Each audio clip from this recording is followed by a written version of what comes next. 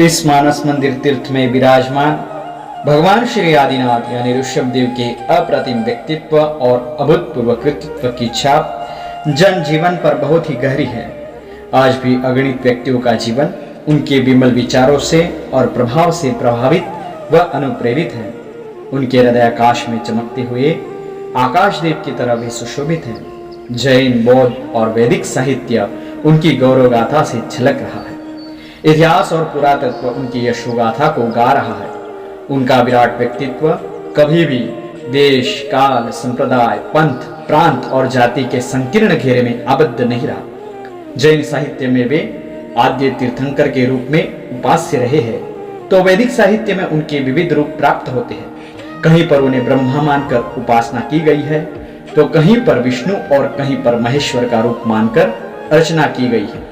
कहीं पर अग्नि, कहीं पर केशी, कहीं पर हिरण्यगर्भ और कहीं पर वातरचना के रूप में उनका उल्लेख हुआ है।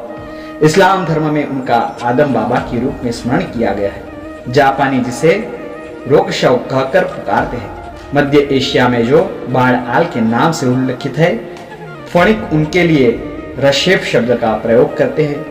पाश्चात्य देशों में भी जिनकी ख्याति कहीं पर कृषि के देवता, कहीं पर भूमि के देवता और कहीं पर सूर्य देव के रूप में विश्रुत रही है, वे वस्तुतः मानवता के ज्वलन कीर्ति स्तंभ है।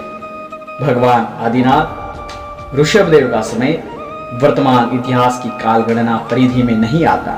वे प्राग ऐतिहासिक परमात्मा हैं। उनके अस्तित्व को सिद्ध करने के लिए पुरातत्व तथा जैन व जैनेतर साहित्य के प्रबल प्रमाण हैं। देश विदेश के मंदिरों में और म्यूजियम में आज भी भगवान आदिनाथ की हजारों प्रतिमाएं उपलब्ध है।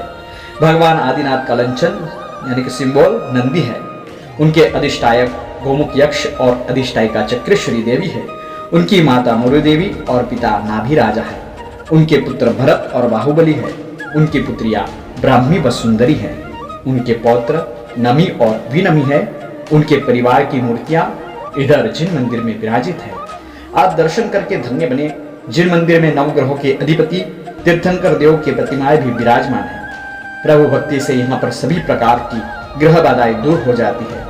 जिन मंदिर का रंग मंडप और डोम 76x76 पूरे एशिया खंड में एकमात्र है। लोहा व आरसीसी का प्रयोग किए बिना पाषाण खंडों को इंटरलॉकिंग सिस्टम से जोड़कर निर्माण किया गया है। परिसर में नौस्मरण के 7 मंदिरों का भी निर्माण हो चुका है। इस प्रकार ये श्री शत्रुंजय तीर्थधाम भुवन भानु मानस मंदिरम तीर्थ आप सभी पधारिएगा, अवश्य लाभ लीजिएगा। परमात्मा की पूजा अर्चना कीजिएगा। क्षेत्रपाल देव की भी अर्चना कीजिएगा। सभी को मेरा खास प्रणाम।